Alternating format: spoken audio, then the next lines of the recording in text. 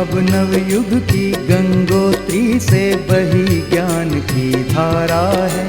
हम युग का निर्माण करेंगे, यह संकल्प हमारा है।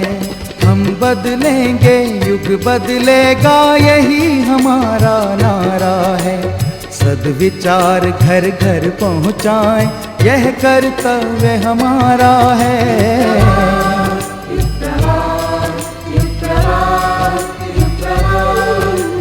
चलो बढ़ें, कुछ अच्छा कर लें, युग ने हमें पुकारा है।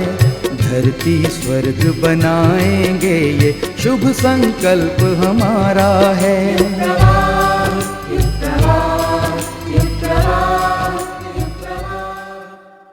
सारी दुनिया आग में जल रही है।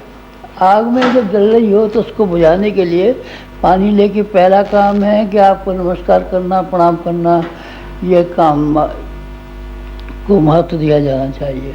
महत्व उसी के लिए देने के लिए हमसे कहा है जिसके कहने के मुताबिक सारी ज़िंदगी हमने व्यतीत कर दी।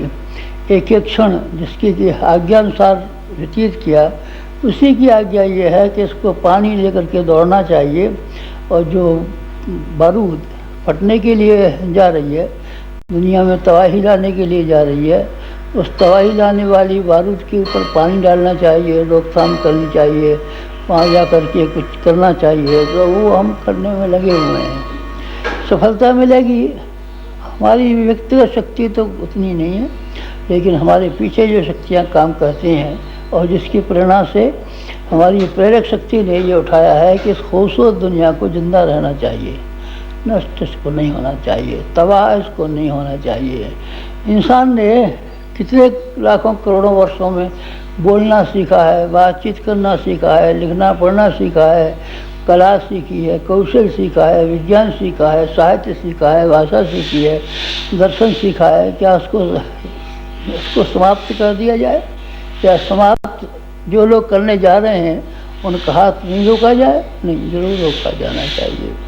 इसीलिए हम उस बड़ी जिम्मेदारियों में काम में लग रहे हैं। और आप ये देखेंगे भी कि 100 में से 100 ही आदमी ये कहते हैं दुनिया तबाही के रास्ते पर जाएगी और दुनिया का सत्यानाश होगा। इतनी भयंकर स्थिति को ध्यान में देखा जाए, या आप लोगों के लिए शिष्टाचार की बात, प्यार की बात, मोहब्बत की बात, इसको अपनी सारी ज़िंदगी भर निभाया है, उसी को निभाते रहें, या वो जो दूसरे काम है उसमें अपना मन लगाए रहें। मन को दो हिस्सों में बटाया नहीं जा सकता।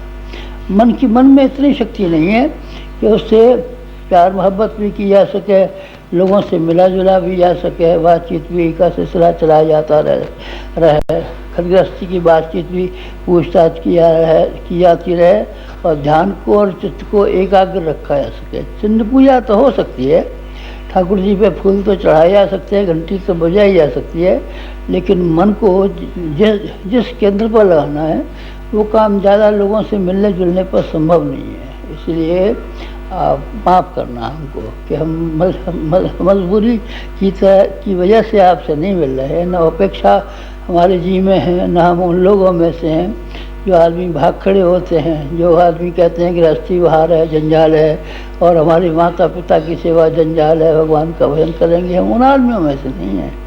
हमने संसार को भगवान का स्वरूप माना है और आपको भी अपने नज़दीक बच्चों में से माना है।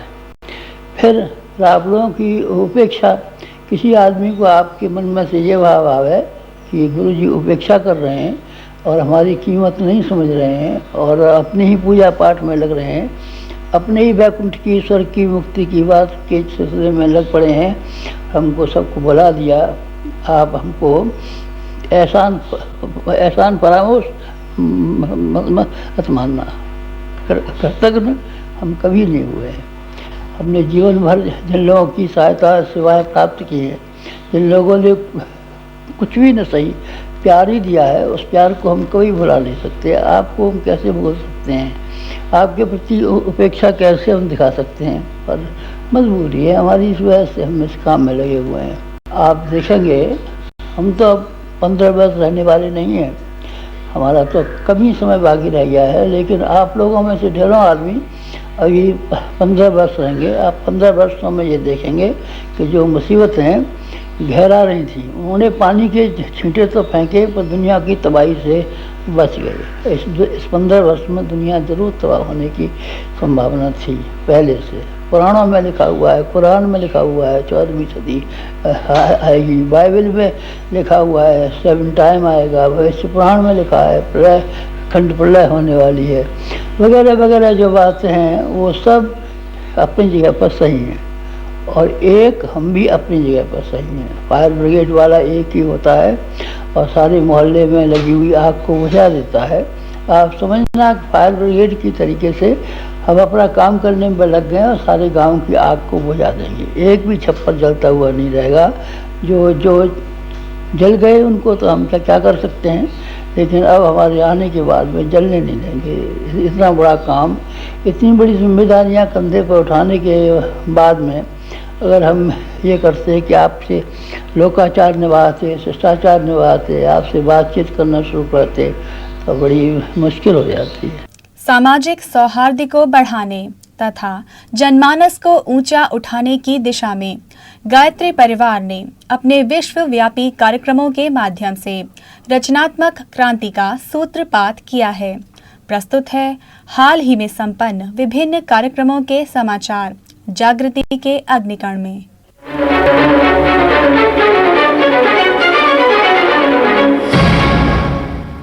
नमस्कार, अखिल विश्व गायत्री परिवार के समाचारों में आपका स्वागत है। विराट गायत्री परिवार के संगठनात्मक ढांचे को और अधिक सशक्त बनाने तथा युग निर्माण की प्रक्रिया को मूर्त रूप देने के लिए पूरे भारतवर्ष में संगठन कार्यशाला आयोजित की जा रही हैं।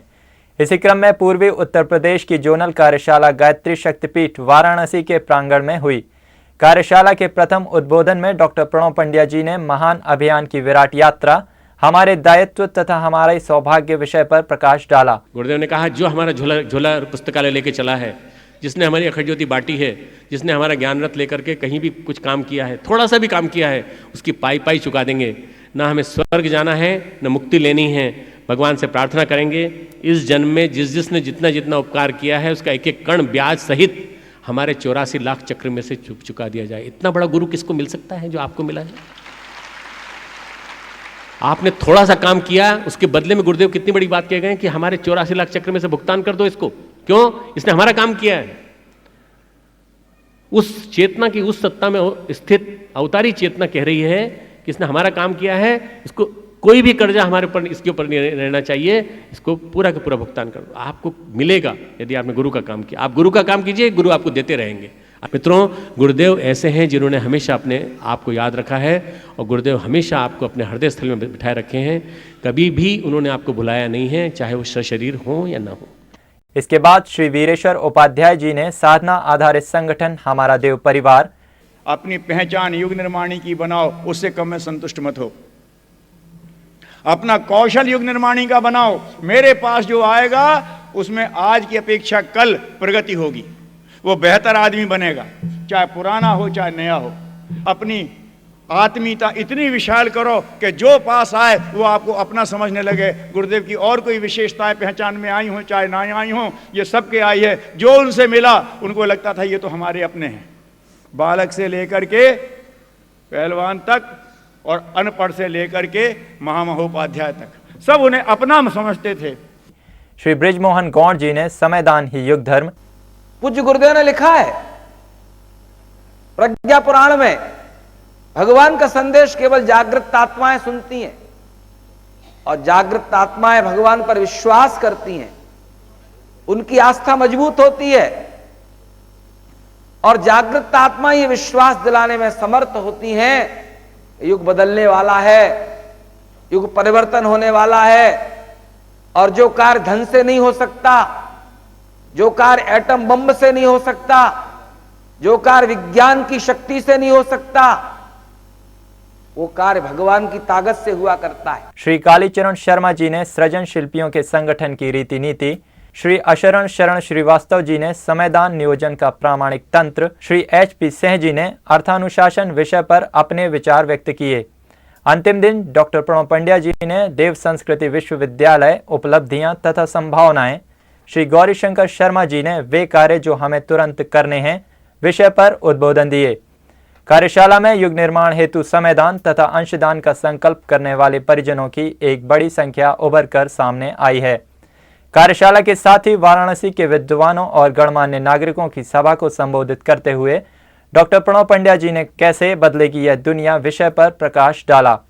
साथ ही चिकित्सकों की विशेष गोष्ठी में डॉक्टर प्रणव पंड्या जी ने चिकित्सा के माध्यम से लोगों की सेवा करने तथा प्राचीन वैकल्पिक चिकित्सा पद्धतियों के विकास की योजना पर बल दिया है। शांतिकुंज हरिद्वार से पूरे देश के सैकड़ों स्कूलों में भारतीय संस्कृति ज्ञान परीक्षा आयोजित की जाती है। इसी के अंतर्गत उत्तरांचल राज्य में संपन्न हुई परीक्षा के परिणाम गत दिनों घोषित किए गए। साथ ही पूरे राज्य में अपनी कैटेगरी में शीर्ष स्थानों पर आए विद्यार्थियों का पुरस्कार वितरण समारोह आयोजित किया गया। गायत्री शक्तिपीठ हल्दूचौड़ में आयोजित इस पुरस्कार वितरण समारोह में गोविंद वल्लभ पंत कृषि विश्वविद्यालय के कुलपति डॉक्टर P.L. गौतम और स्थानीय विधायक श्री हरीश चंद्र दुर्गापाल मुख्य अतिथि के रूप में उपस्थित हुए। इस परीक्षा में पूरे उत्तरांचल राज्य के लगभग 1 लाख विद्यार्थियों ने भाग लिया। उच्चतर माध्यमिक, माध्यमिक तथा पूर्व माध्यमिक वर्ग में संपन्न इस परीक्षा में क्रमशः नवीन रावत, कुमारी भावना तिवारी तथा विजय पाल ने प्रथम स्थान प्राप्त किया। इस पुरस्कार वितरण समारोह के साथ ही योग प्रदर्शन तथा सांस्कृतिक कार्यक्रम भी आयोजित किए गए। दक्षिण भारत में युग शक्ति, गायत्री तथा यज्ञीय परंपरा का विस्तार बहुत तेजी से हो रहा है। विशेषकर आंध्र प्रदेश में तो कार्यकर्ताओं की सक्रियता बहुत ही प्रभावशाली रूप में देखी जा सकती है। इसी क्रम में विशाखापट्टनम के मेघाद्रीपेटा कॉलोनी में 9 कुंडीय गायत्री महायज्ञ संपन्न हुआ। इस आयोजन का शुभारंभ कलश यात्रा से हुआ।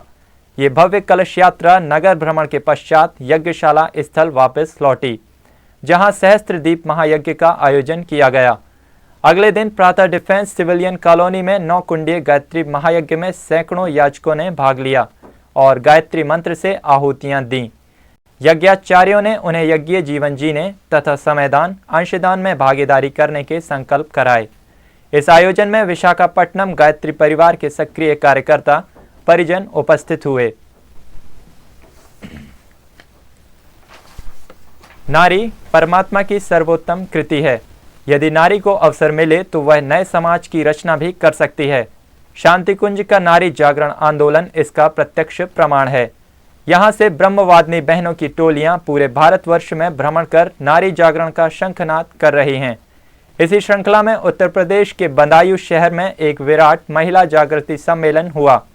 इस सम्मेलन की शुरुआत एक नारी जागरण रैली से हुई। इसमें गायत्री परिवार की बहनों के अतिरिक्त स्कूली छात्राओं ने भी भाग लिया।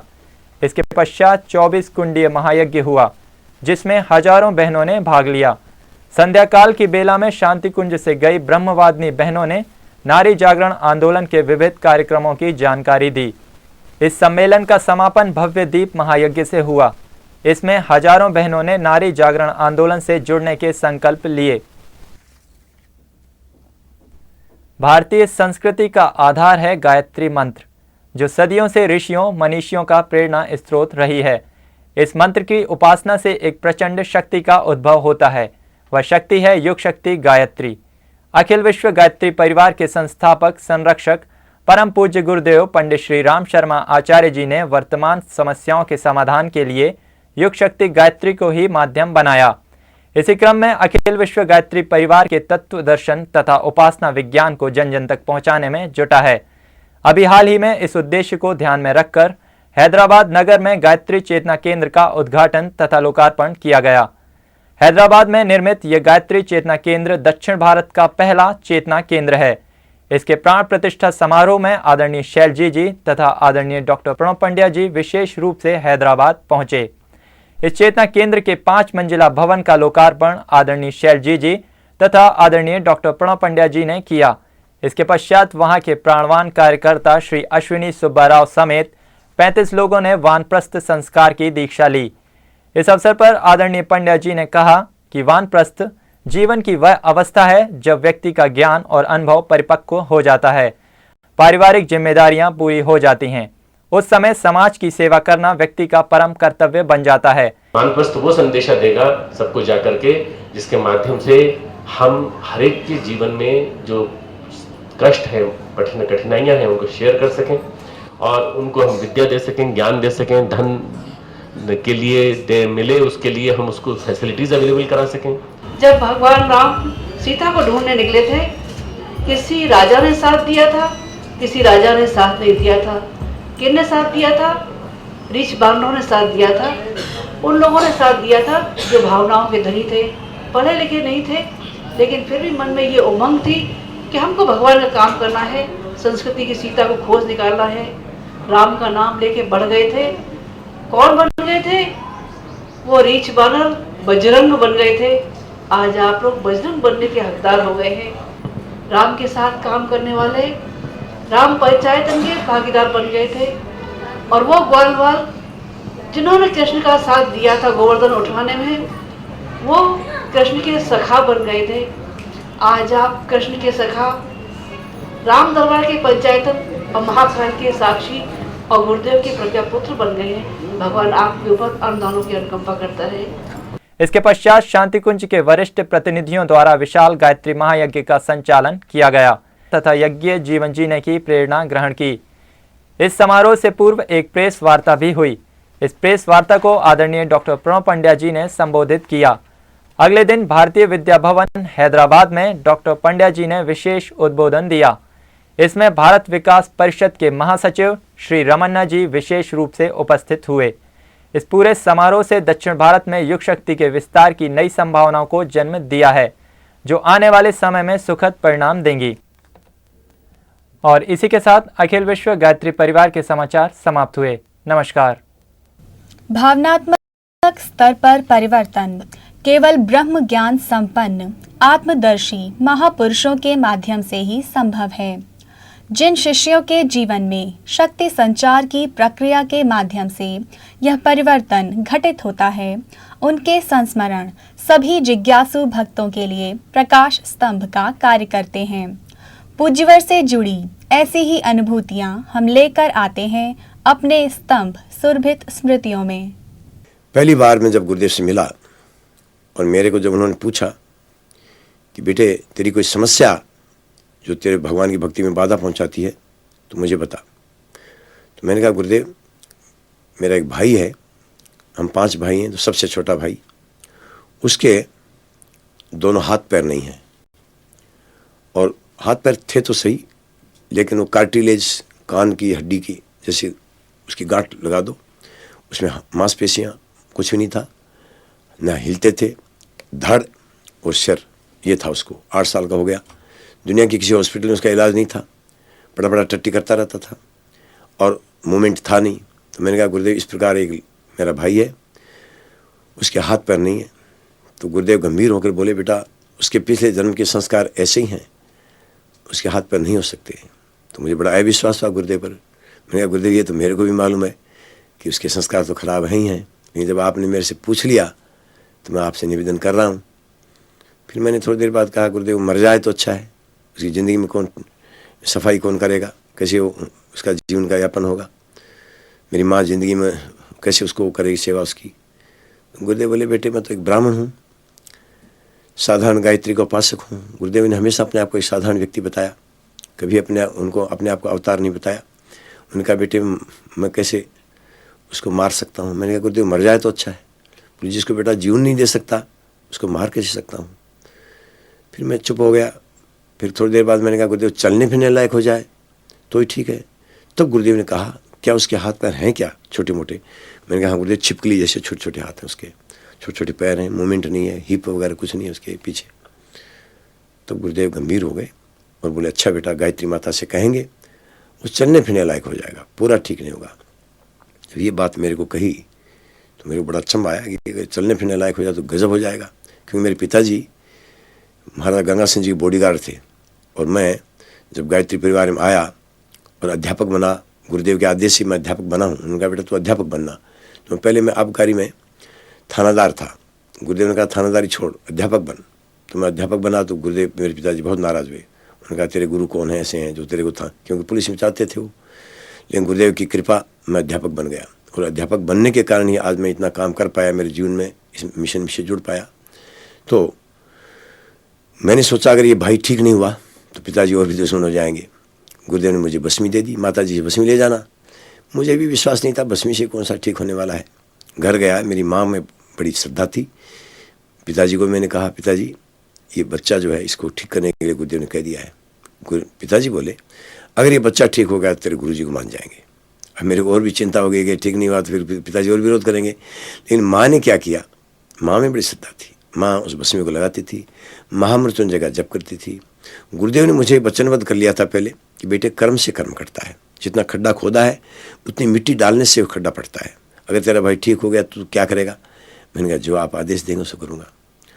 खैर कुछ नहीं हुआ उसको। 2 महीने 2.5 महीने जो जैसा था, मैं सर्विस करता था राजस्थान में ही। अचानक एक दिन घर पर उस बच्चे के जितना वो अंग, हिप, हाथ पैर जो उसके सूजन आई हुई थी, जो निकम्मे थे उनमें सूजन जैसे आनी शुरू हुई।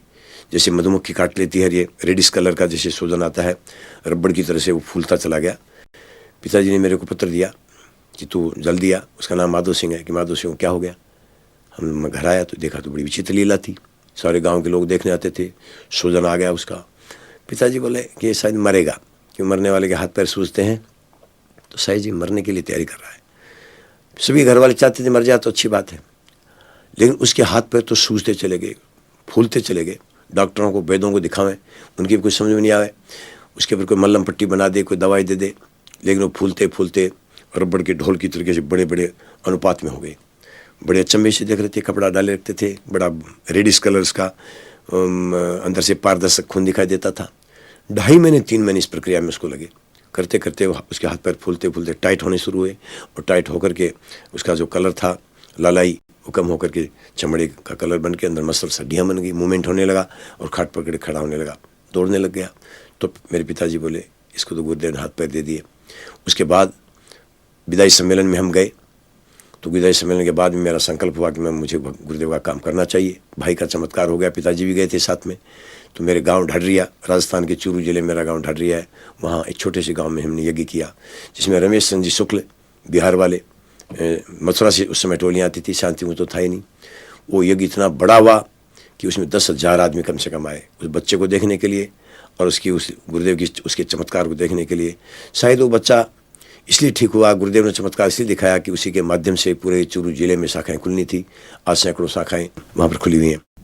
शांति कुंज का देव संस्कृति विश्वविद्यालय अपनी स्थापना के 4 वर्ष पूर्ण करने जा रहा है। इसकी अब तक की उपलब्धियों तथा भविष्य के निर्धारणों के बारे में जानकारी प्रस्तुत है जिज्ञासा में। हम उसे एक स्वर्णिम दिन मानते हैं जब देव संस्कृति विश्वविद्यालय की स्थापना हुई। विश्व में भारतीय संस्कृति के प्रचार प्रसार के लिए बना यह विश्वविद्यालय प्रयत्नशील है कि कैसे मनुष्य में देवत्व का उदय हो और समाज में सुख, शांति और समृद्धि की स्थापना हो। समस्याएं तो अनेक हैं, लेकिन उनका यदि एक समग्र समाधान खोजना है तो ज़रूरी है कि मनुष्य को सच्चे अर्थों में मनुष्य बनाया जाए। मूल्यों और सिद्धांतों पर आधारित व्यक्तित्वों का निर्माण ही शिक्षा का मूल लक्ष्य है। देव संस्कृति विश्वविद्यालय का निर्माण इसी महान उद्देश्य को लेकर हुआ है। सन 2002 में स्थापित यह विश्वविद्यालय अपनी स्थापना के 4 वर्ष पूर्ण कर चुका है। इसी विषय पर विस्तार से चर्चा करने के लिए आज हमारे बीच विश्वविद्यालय के कुलपति डॉक्टर SP मिश्रा जी मौजूद हैं। डॉक्टर साहब, आपके अनुसार विश्वविद्यालय की 4 वर्ष की अब तक की यात्रा कितनी संतोषजनक रही है? नेहा, मैं समझता हूँ हम सफलता के उस सोपान पर खड़े हैं जिसे हम अपनी यात्रा को बहुत सफल मान सकते हैं। 4 वर्ष पूर्व जब हम लोगों ने ये सोचा कि देव संस्कृति विश्वविद्यालय परम पूज्य गुरुदेव के उन आदर्शों को ध्यान में रख के बने जहाँ पर सच्चे और अच्छे मनुष्य बनाने की कल्पना थी। मैं व्यक्तिगत रूप से ऐसा मानता हूँ कि जिन विषयों को लेकर हम आगे बढ़े और जो सोच के आगे बढ़े उसके पीछे सिर्फ 3 मूलभूत चीज़ें थी। हम विषयों का चयन अच्छी प्रकार इस तरह से करेंगे जिससे मनुष्य में देवत्व की उदय की बात हम कर सकें। हम रिसर्च उस विषय पर करेंगे जिससे भारतीय संस्कृति के मूलभूत तत्वों को हम उजागर कर सकें, और जो भी हमारे फाइंडिंग्स निकलेंगे, निष्कर्ष हमारे बीच आएंगे, उस निष्कर्ष को हम संपूर्ण जगत के सामने इस प्रकार रखें जिससे वास्तव में उन्हें ऐसा आभास हो कि मनुष्य को मनुष्य बनाने के लिए कुछ ऐसी विधि और व्यवस्था है जो हमारे सांस्कृतिक विरासत में मिली है और जिसे हमारे पूर्वज और हमारे ऋषि मुनियों ने पूरी तरह से वैज्ञानिक तरीके से रखने की बात सोची थी। मैं ऐसा मानता हूँ कि पोस्ट ग्रेजुएट टीचिंग प्रोग्राम्स और पोस्ट ग्रेजुएट रिसर्च प्रोग्राम्स के साथ में हमने इन बातों की शुरुआत की है। हमने साइंस, आर्ट्स, कॉमर्स, मैनेजमेंट इन विषयों को गले नहीं लगाते हुए उन विषयों को साथ रखने का फैसला किया जिसके आधार पर भारतीय संस्कृति को हम आगे बढ़ा सकें, या हम यूँ कहें कि सच्चे और अच्छे अर्थों में मनुष्य बनाने की बात करनी है तो बिना जीवन जीने की कला को ध्यान में रखे मनुष्य को मनुष्य सही अर्थों में नहीं बनाया जा सकता। हमारे परम पूज्य गुरुदेव ने जीवन देवता की साधना, आराधना के रूप में बहुत कुछ कहा है और हम लोग ये चाहते हैं कि हर के जीवन में जीवन देवता की साधना, आराधना की कला लोगों को मालूम हो सके, जिससे वो जीवन की समग्रता को समझ सके और वास्तविक जीवन के मूल्यों को समझ सके, जीवन के सिद्धांतों को समझ सके, जिसके आधार पर सही जीवन जीने की बात हर एक विद्यार्थी में आ सके। ऐसा करने के लिए जीवन जीने की कला का पाठ्यक्रम हम लोगों ने विद्यार्थियों के लिए रखा और इसे पढ़ाने के लिए ये सौभाग्य हमारा है कि ऐसे हमारे पास आचार्य हैं जिन्होंने इसे जीवन में जिया है। जिन्होंने जिया है वो देने की क्षमता रखते हैं और हम ऐसा समझते हैं कि हमारे आचार्यों ने इस रूप में इसे देने का प्रयत्न किया है। शायद इसका परिणाम या इसका सुपरिणाम के रूप में हम ये कह सकते हैं कि ये को एजुकेशन होते हुए भी, जहाँ छात्र छात्राओं की संख्या लगभग बराबर है, इतना होते हुए भी आज तक हम भाई बहन के रूप में साथ में छात्र छात्राएं रहते आए और जिस रूप में हमने लोगों के सामने एक उदाहरण प्रस्तुत किया है, ये हमारे यात्रा की एक महत्वपूर्ण कड़ी है और एक महत्वपूर्ण उपलब्धि के रूप में हम मान सकते हैं। इस प्रकार जो यात्रा की बात मैंने 4 साल की 4 साल में जहाँ पहले साल हमारे पास में मुश्किल से 100 विद्यार्थी भी नहीं थे, आज हमारे पास 500 विद्यार्थी हैं। जहाँ हमारे पास सिर्फ 3 विषय थे, आज हमारे पास 10 ऐसे विषय हैं। जहाँ हमारे पास शिक्षकों की संख्या कम थी, आज हमारे पास में पर्याप्त संख्या में शिक्षक हैं और वो शिक्षक हैं जिन शिक्षकों की मान्यता है। जहाँ हम रिसर्च की शुरुआत नहीं कर पाए थे, आज हमारे बीच लगभग 70 ऐसे पीएचडी रिसर्च स्कॉलर हैं। ये यात्राएं हमने शुरू की, बहुत सारे प्रायोगिक प्रशिक्षण करके लोगों को जो हम एक नई दिशा देना चाहते थे वो हम कर पाए। मैं ऐसा समझता हूँ कि ये एक सुखद यात्रा है और ये एक संतोषजनक यात्रा के रूप में हम इसे देखते हैं। डॉक्टर साहब, वर्तमान समय में विश्वविद्यालय की एकेडमिक, शोधपरक और सांस्कृतिक गतिविधियों के विषय में भी हमें कुछ जानकारी दें। नेहा, वर्तमान समय में जैसा मैंने कहा, हम अभी तक सिर्फ post graduate certificate, post graduate diploma और पोस्ट ग्रेजुएट डिग्री कोर्स आरंभ कर पाए और इस वर्ष से हम लोगों ने एक और कड़ी जोड़ने का प्रयास किया है जो अंडर ग्रेजुएट की बात है। जैसे एकेडमिक एरियाज़ में हम देखने का प्रयत्न करें तो हम 2 ऐसे क्षेत्र हैं जिसमें सेंटर ऑफ एक्सीलेंस के रूप में इस विश्वविद्यालय को ले जाना चाहते हैं। सेंटर ऑफ एक्सीलेंस ये योग के क्षेत्र में और मनोविज्ञान के क्षेत्र में। योग के क्षेत्र में सेंटर ऑफ एक्सीलेंस हो, इसके लिए हम लोगों ने कई अलग अलग तरह के पाठ्यक्रम बनाने आरंभ कर दिए हैं। जैसे इस वर्ष हमने ये योजना बनाई है कि योग के पाठ्यक्रम ऐसे हों जिसमें मानवीय चेतना के उत्कर्ष की बात हो और दूसरा योग का पाठ्यक्रम ऐसा हो जिसमें स्वास्थ्य की बात हो। योग और स्वास्थ्य इन दोनों को मिला के हम बात कर सकें।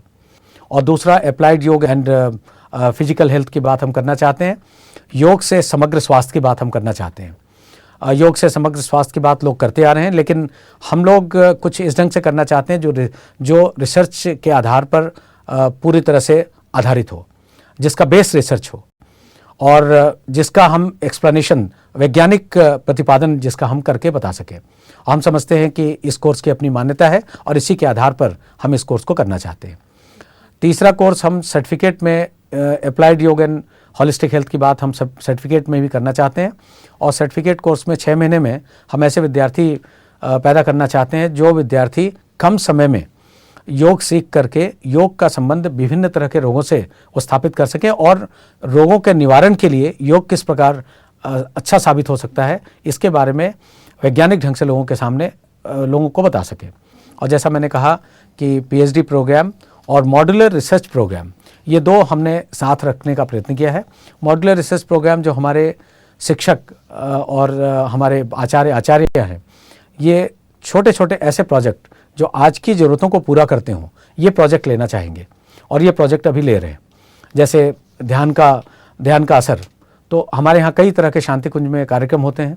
उनमें जो हम जिस तरह के कार्यक्रम हम करते हैं, उस कार्यक्रम का क्या असर होता है, क्या इफ़ेक्ट होता है, हम यदि उसको देखना चाहें और उस इफ़ेक्ट को बढ़ाने के लिए हमें क्या करना चाहिए उसको देखना चाहें, या हम छोटे से एक ध्यान के स्वरूप को सामने रख करके उसके इफ़ेक्ट को हम देखना चाहें, उसको मेजर करना चाहें, ऐसे ऐसे जो छोटे छोटे रिसर्च हमारे प्रोजेक्ट्स हैं, ये हमारे आचार्य ले रहे हैं। और पीएचडी प्रोग्राम के रूप में बड़े प्रोजेक्ट हमारे विद्यार्थी वो ले रहे हैं जिन्होंने स्नातकोत्तर की अपनी परीक्षाएं या स्नातकोत्तर की पढ़ाई जिन्होंने पूरी की है। तो इस प्रकार इसको हम एक बहुत महत्वपूर्ण अंग अपने विश्वविद्यालय का बना रहे हैं। तो इस प्रकार रिसर्च के क्षेत्र में है।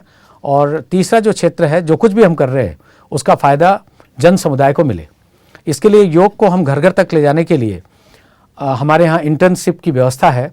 इंटर्नशिप के माध्यम से हम योग को, समग्र स्वास्थ्य को, धर्म के वास्तविक स्वरूप को घर घर तक ले जाने के लिए हम ये प्रयत्न करते हैं। 3 महीने तो हमारे विद्यार्थी समयदान देते हैं और 3 महीने के अलावा भी जहाँ भी हमारे विद्यार्थियों की मांग होती है, वहाँ इस मांग की पूर्ति के लिए हम इस तरह के प्रयत्न करते हैं।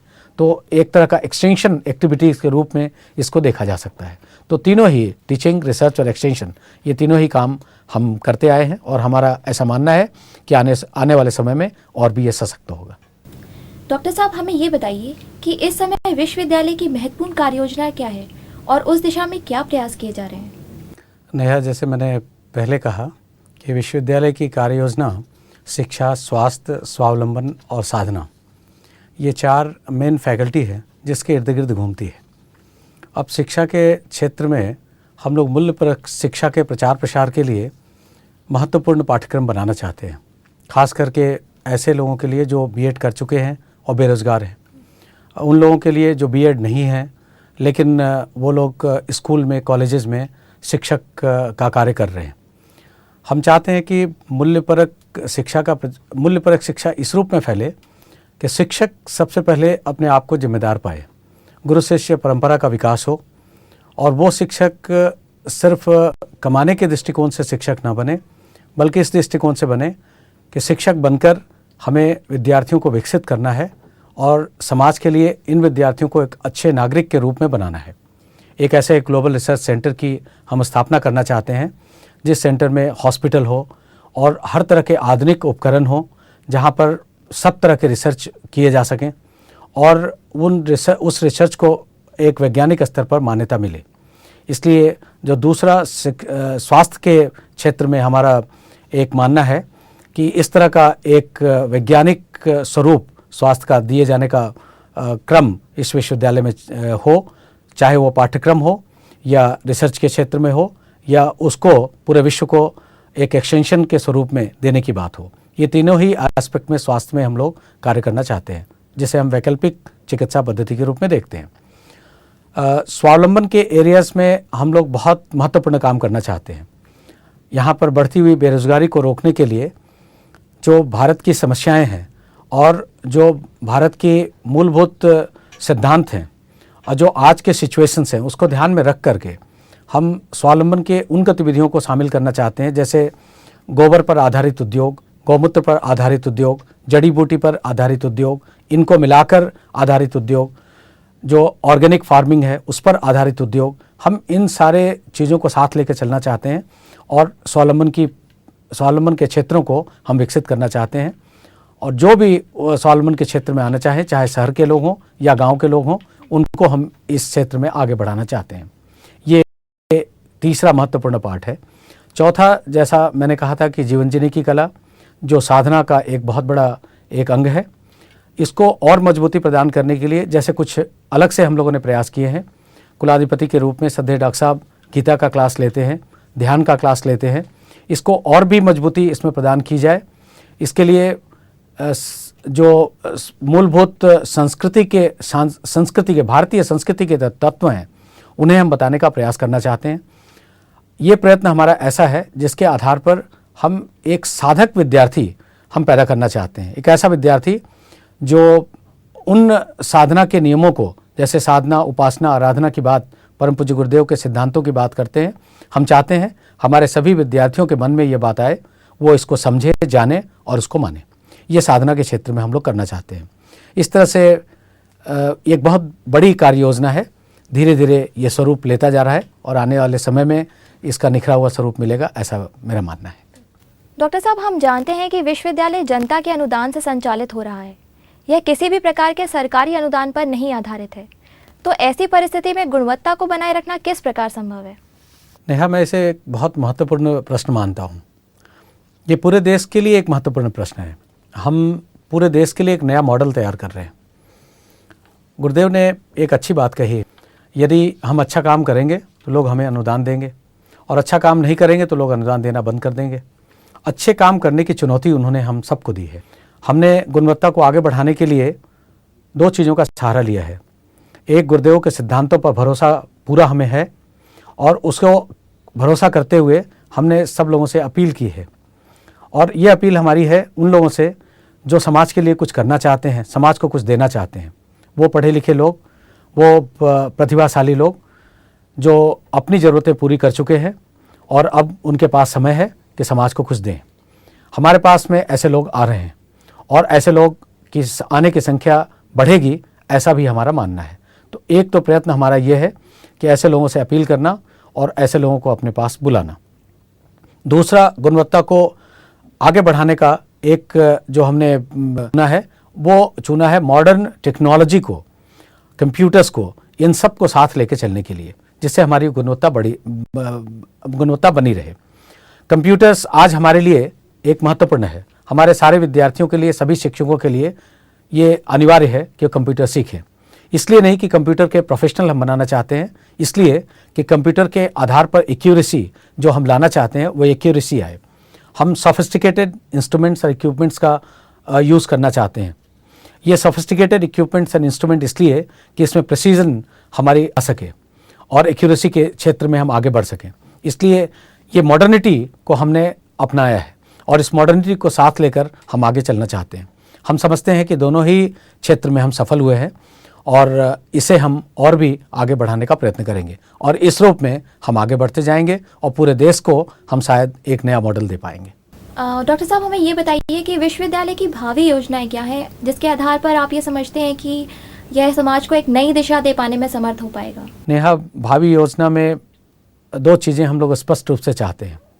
भारतीय संस्कृति के प्रचार प्रसार के लिए हम विदेशों में बहुत कुछ करना चाहते हैं और विदेश के लोगों को यहाँ बुलाकर बहुत बड़ी योजना है कि उन लोगों को भारतीय संस्कृति से अवगत कराया जाए।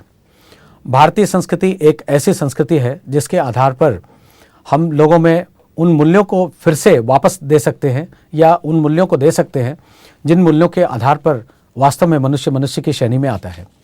इसलिए ऐसे क्षेत्र में आगे बढ़ने के लिए, चाहे वो हमारे पाठ्यक्रम हो, पाठ्यक्रम की संख्या हम बहुत बढ़ाना चाहते हैं। यहाँ पर स्नातकोत्तर पाठ्यक्रम, स्नातक स्तर के पाठ्यक्रम और रिसर्च से संबंधित कार्य करना चाहते हैं। भारतीय संस्कृति की जब हम बात करते हैं तो ज्ञान विज्ञान, इसका दोनों ही पक्ष हैं।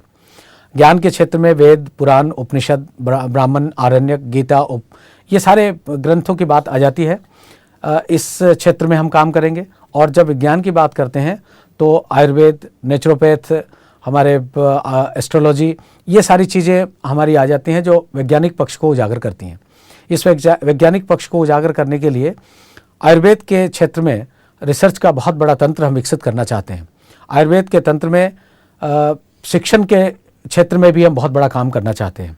तो इस प्रकार दोनों ही क्षेत्र में, शिक्षण और रिसर्च, ये दोनों को साथ लेके आयुर्वेद को पुनर्जीवित और आयुर्वेद को एक वैज्ञानिक स्वरूप देने की बात इस विश्वविद्यालय के विजन में है। दूरस्थ शिक्षा के माध्यम से हम घर घर पहुंचना चाहते हैं, व्यक्ति निर्माण के लिए, परिवार निर्माण के लिए, समाज निर्माण के लिए। ये भी हम लोगों का एक बहुत बड़ी इच्छा है। हमारे परम पूज्य गुरुदेव ने जो सप्तसूत्रीय योजनाएं दी हैं, चाहे वो पर्यावरण से संबंधित हो, नारी जागरण से संबंधित हो, स्वास्थ्य से संबंधित हो, शिक्षा से संबंधित हो, कुरीति उन्मूलन से संबंधित हो, इन सभी क्षेत्रों में हम काम करना चाहते हैं, जिससे वास्तव में हम लोगों को एक नई दिशा दे सकें। लेकिन ये सब करने के लिए हमें एक बहुत बड़े तंत्र की आवश्यकता होगी, और हम ऐसा मानते हैं कि हम जिन लोगों के साथ मिल करके काम कर रहे हैं वो हमें एक ऐसा मौका, एक ऐसी अपॉर्चुनिटी हमें देंगे जिससे हम इस क्षेत्र में और भी अच्छा काम कर सकें। इस प्रकार पूरे विश्व में इस विश्वविद्यालय को ले जाने की बात हम लोगों के मन में है। राज्य से हटकर देश में, देश से हटकर विदेश में, विदेश में कोई एक क्षेत्र में न जाकर सभी क्षेत्रों में, और फिर संभवतः हम लोग परम पूज्य गुरुदेव के विचार को हम साकार रूप दे पाएंगे। बिल्कुल डॉक्टर साहब, उम्मीद करते हैं आपकी सारी योजनाएं पूरी होंगी, और देव संस्कृति विश्वविद्यालय के बारे में हमें इतनी महत्वपूर्ण जानकारी देने के लिए आपका बहुत बहुत धन्यवाद, और इतना मूल्यवान समय आपने हमें दिया, इसके लिए हम आपके बहुत बहुत आभारी हैं। सन 1926 में अपने हिमालय वासी सूक्ष्म शरीरधारी गुरु के निर्देश पर परम पूज्य गुरुदेव ने अखंड दीप प्रज्वलित किया। इसी के सम्मुख पूज्यवर के 24-24 लक्ष्य के 24 गायत्री महापुरस्चरण संपन्न हुए। अखंड दीप के आध्यात्मिक महत्व के बारे में प्रस्तुत है हमारा अगला कार्यक्रम। अखंड दीपक इस युग निर्माण मिशन की आत्मा है। यहीं से आध्यात्मिक प्रकाश, प्रेरणा तथा प्रोत्साहन पाकर मिशन निरंतर बढ़ता गया है। अखंड दीप के विषय में स्वयं परम पूज्य गुरुदेव पंडित श्री राम शर्मा आचार्य जी ने कहा था, जब दीपक पे ऊपर जप करने के लिए बैठता हूँ अखंड दीपक पर, तो अलाउद्दीन का चिराग मैंने सुना है। विक्रमादित्य के ये वीरों के बाबत हमने सुना है, विक्रमादित्य के वीर थे, बड़े चमत्कारी थे, और हमारा अखंड दीपक उसी तरह का चमत्कारी है। हमारे दीपक में घी नहीं जलता है, हमारे दीपक में जलती है श्रद्धा, जलती है, और श्रद्धा का चमत्कार है, श्रद्धा का आलोक है। शरीर के निष्प्राण होने के उपरांत जो चर्म चक्षुओं से हमें देखना चाहेंगे, वे इस अखंड दीपक की जलती लौ में हमें देख सकेंगे। हम यह आश्वासन देते हैं कि यह ज्योति कभी बुझेगी नहीं। इस अखंड दीपक की स्थापना परम पूज्य गुरुदेव द्वारा वसंत पर्व 1926 ईस्वी को की गई थी, जब उनकी हिमालय वासी अपने गुरुदेव स्वामी सर्वेश्वरानंद जी से प्रथम भेंट हुई थी।